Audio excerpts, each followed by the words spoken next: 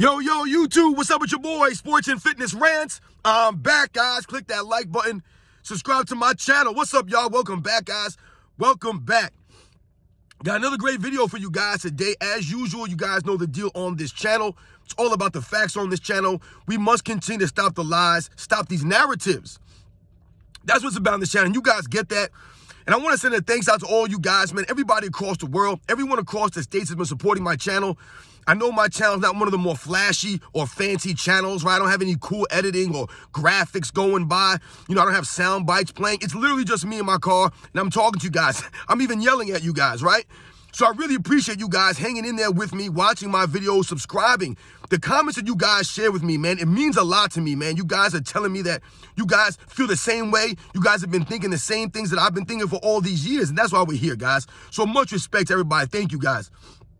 And I want to send a special thanks out to MacMan for the super thanks. Shout out to MacMan once again coming through with a super thanks. Thank you for supporting my channel. It means a lot to me, man. It does. He left a note saying, go a whole week talking about LeBron James like uncommon sense. The LBJ fan club are so emotional and unfactual. Keep your foot on their neck.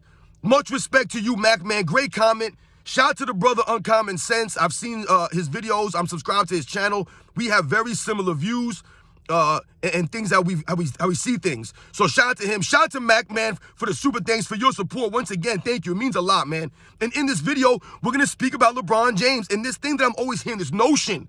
He's the greatest driver of the basketball or the greatest driver to the I don't know. I always hear Skip Bayless and other people say this about him. We're going to talk about it in this video.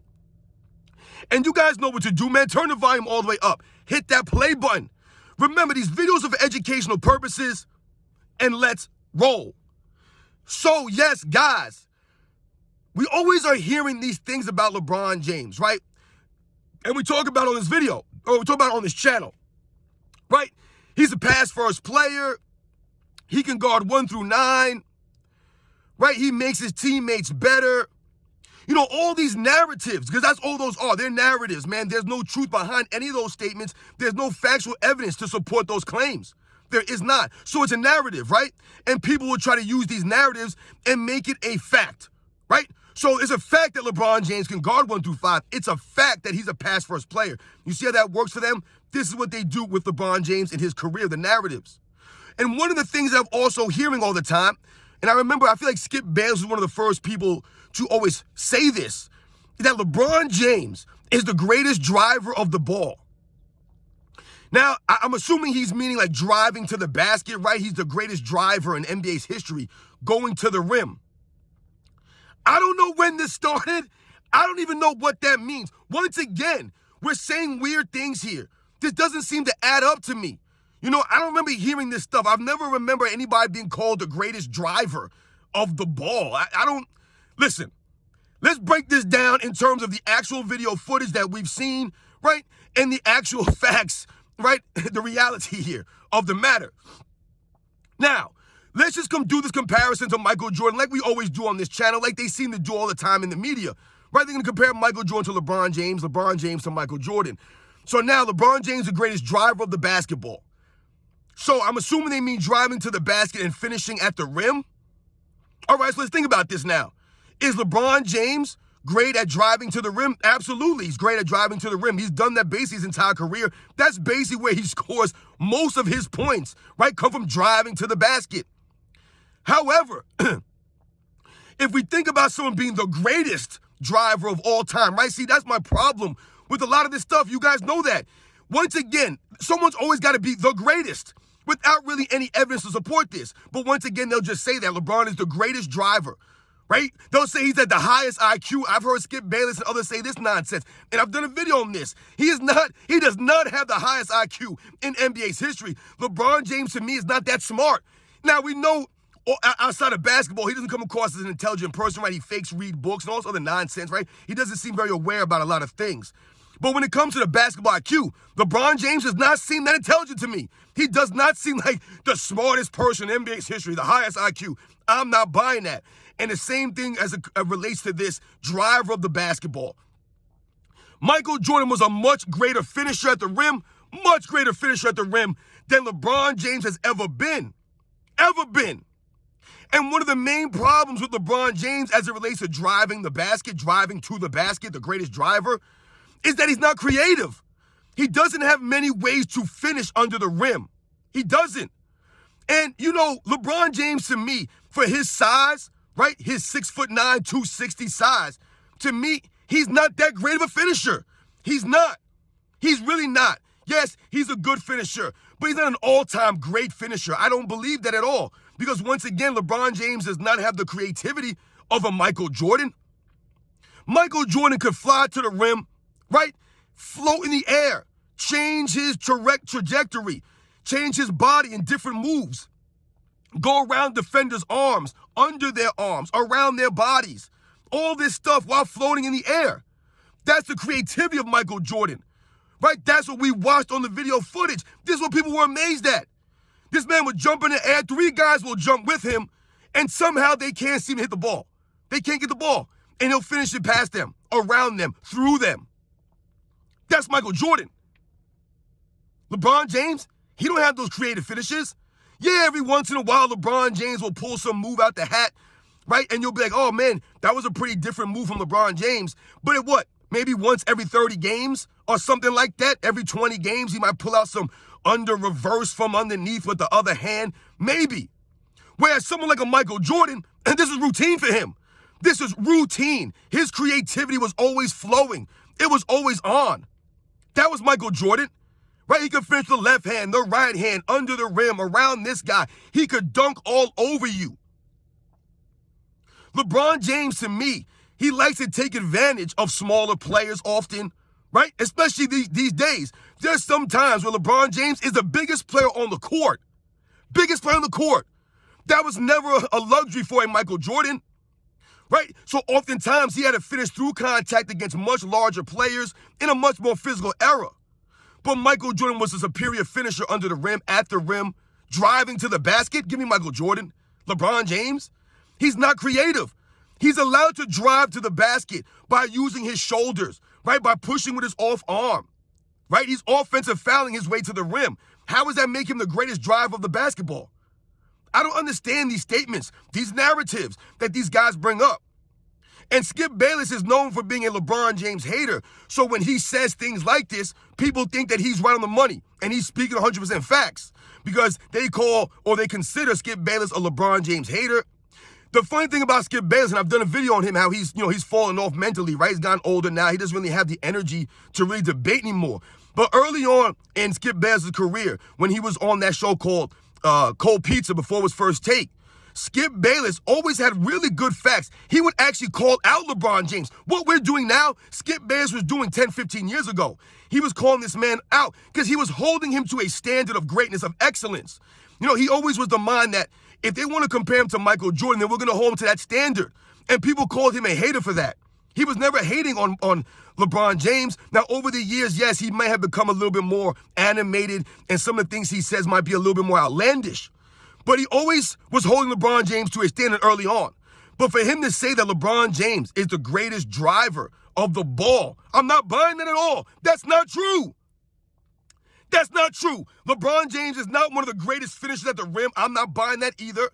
Like I said, for his size, he missed a lot of layups.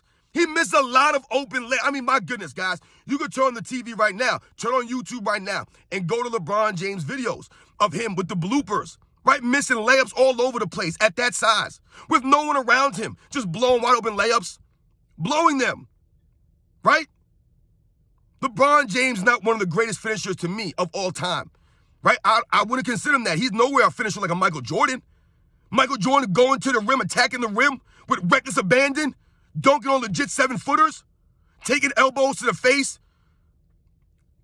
Michael Jordan was a much greater finisher at the rim, above the rim, under the rim, whatever you want to call it. Michael Jordan had it. He had the creativity. He had the moves, right? He had the repertoire, the arsenal. LeBron James doesn't have the repertoire, the arsenal to finish like that. So he uses physical brute strength to drive into people. I'm not giving him credit for that nonsense because they won't call fouls in this era against him for doing that.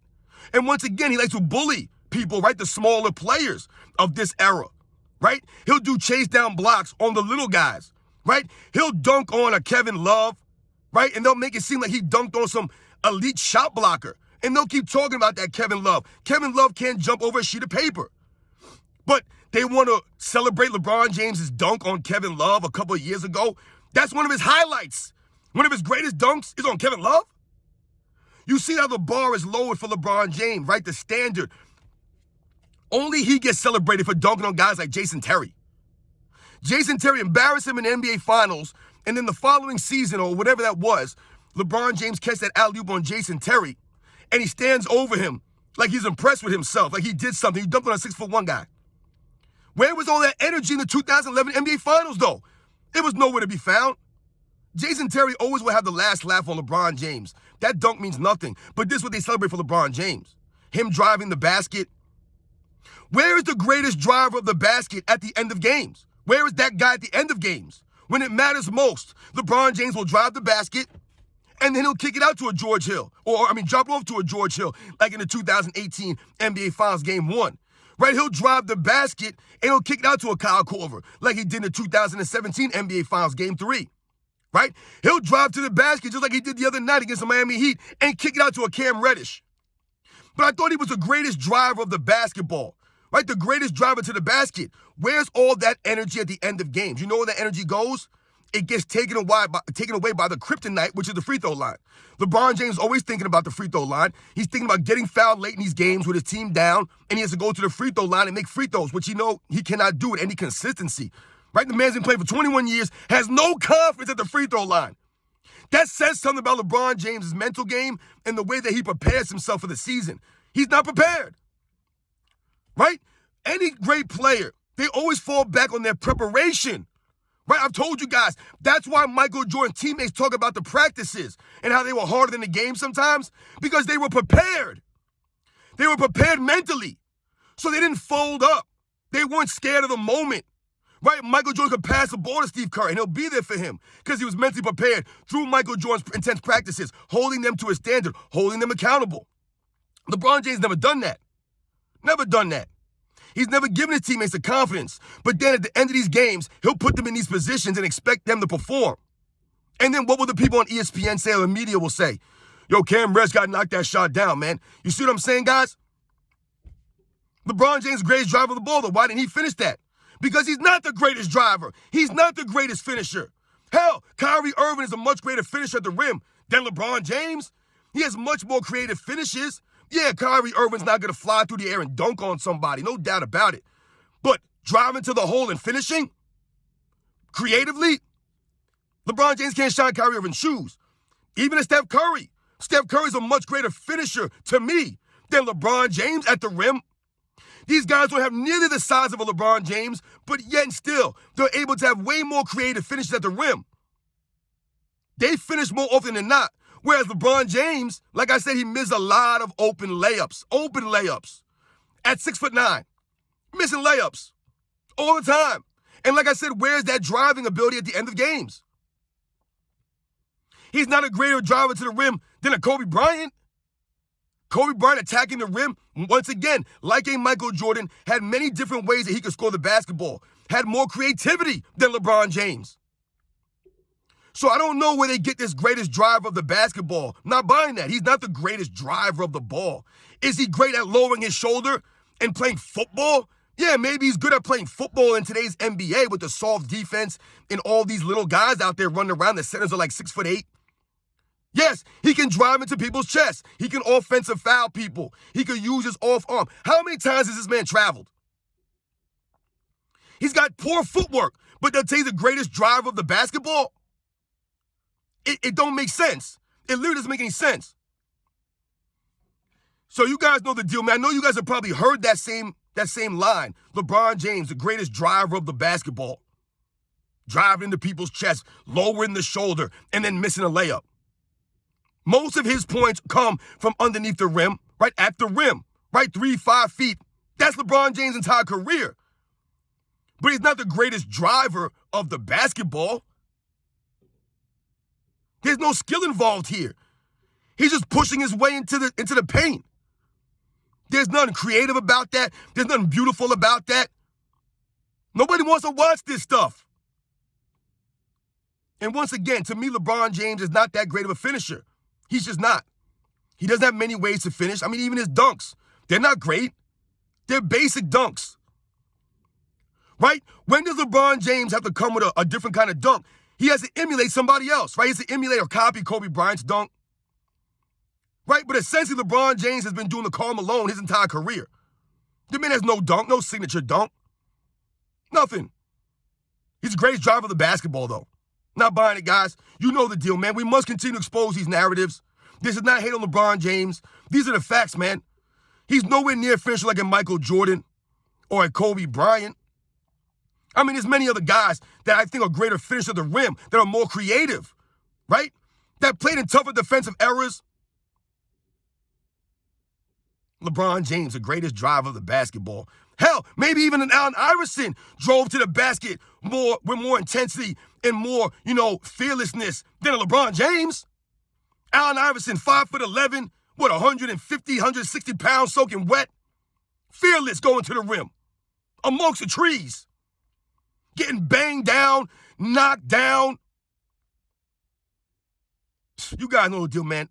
LeBron James, not the greatest driver of the basketball in NBA's history, man. We got to stop this nonsense, man. More narratives to be stopped. You guys know the deal, man. I'll catch you guys on the next one.